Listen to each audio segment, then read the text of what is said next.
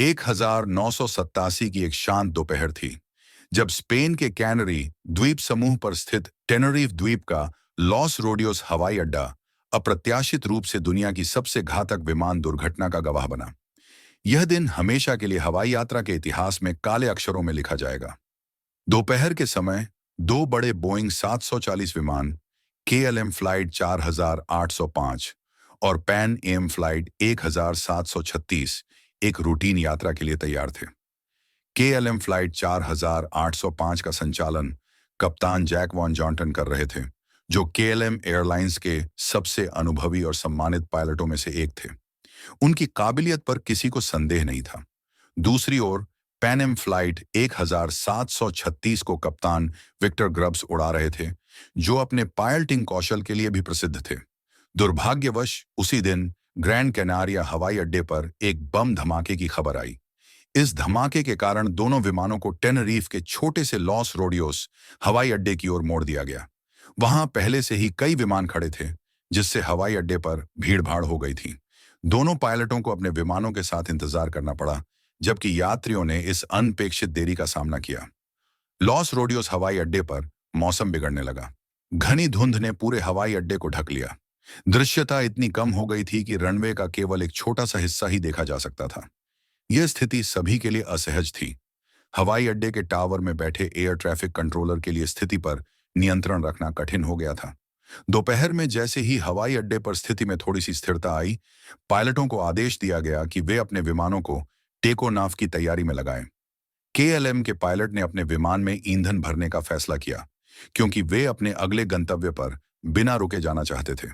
इस फैसले के कारण उड़ान में और देरी हो गई, जबकि पैन एम विमान रनवे पर अपनी बारी का इंतजार करता रहा। विनाशकारी क्षणों की शुरुआत समय करीब आ गया था। घनी धुंध के कारण KLM और पैन एम के पायलटों के लिए एयर ट्रैफिक कंट्रोल से स्पष्ट संचार करना मुश्किल हो रहा था। धुंध के कारण रनवे पर अन्य विमान या बाधाएं दिखाई नहीं दे रही थीं। इस कारण दोनों पायलटों को केवल रेडियो संचार पर निर्भर रहना पड़ा। KLM फ्लाइट 4805 के कप्तान वॉन जॉन्टन ने टेक ऑफ की तैयारी शुरू कर दी। उन्होंने रेडियो पर एयर ट्रैफिक कंट्रोल से संपर्क किया और टेक ऑफ की अनुमति मांगी।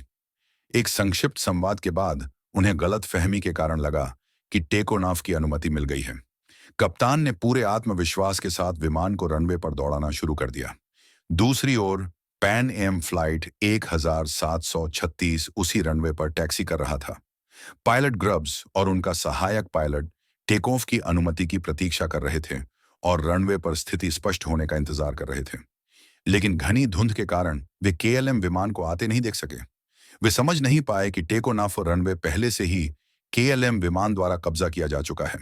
KLM विमान अपनी पूरी रफ्तार में रनवे पर दौड़ रहा था जब पैन एम का विमान अचानक सामने आया। धुंध के बीच पायलट वॉन जॉन्टन ने पैन एम विमान को देखा, लेकिन बहुत देर हो चुकी थी। उन्होंने तुरंत विमान को ऊपर उठाने का प्रयास किया, लेकिन बोइंग 747 इतना बड़ा विमान था कि अचानक उड़ान भरना असंभव था। KLM विमान का निचला हिस्सा पैन एम विमान के ऊपरी हिस्से से टकरा गया। जोरदार धमाका हुआ और दोनों विमान रनवे पर बिखर गए। टक्कर इतनी जोरदार थी कि KLM विमान का ईंधन ने तुरंत आग पकड़ गया। पैन एम विमान में भीषण आग लग गई।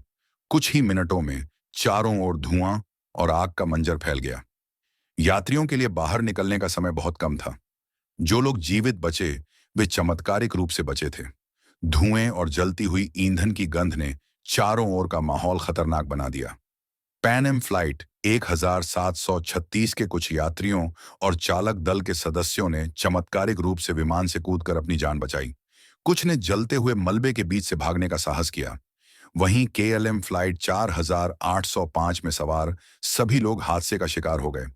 जैसे ही हादसे की खबर फैली, स्थानीय प्रशासन और बचाव दल दुर्घटना स्थल पर पहुंचे, लेकिन घनी धुंध और आग की वजह से उन्हें स्थिति का अनुमान लगाने में कठिनाई हो रही थी। जो लोग जीवित बचे थे उन्हें तुरंत अस्पताल ले जाया गया।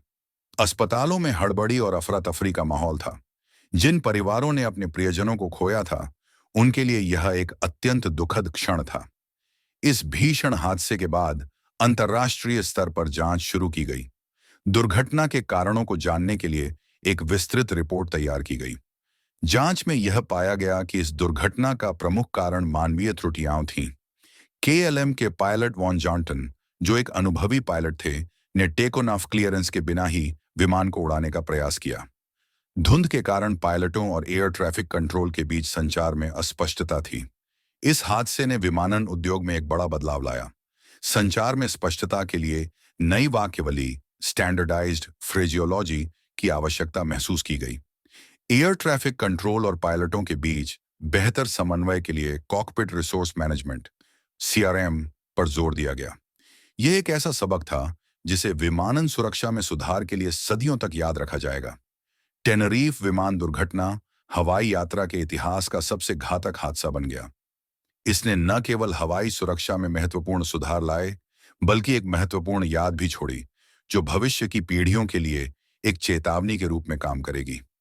यह कहानी मानवीय त्रुटियों, दुर्भाग्यपूर्ण संयोगों और संचार की कमजोरियों की एक दुखद गाथा है, जिसने 583 लोगों की जान ले ली और विमानन उद्योग को हमेशा के लिए बदल दिया।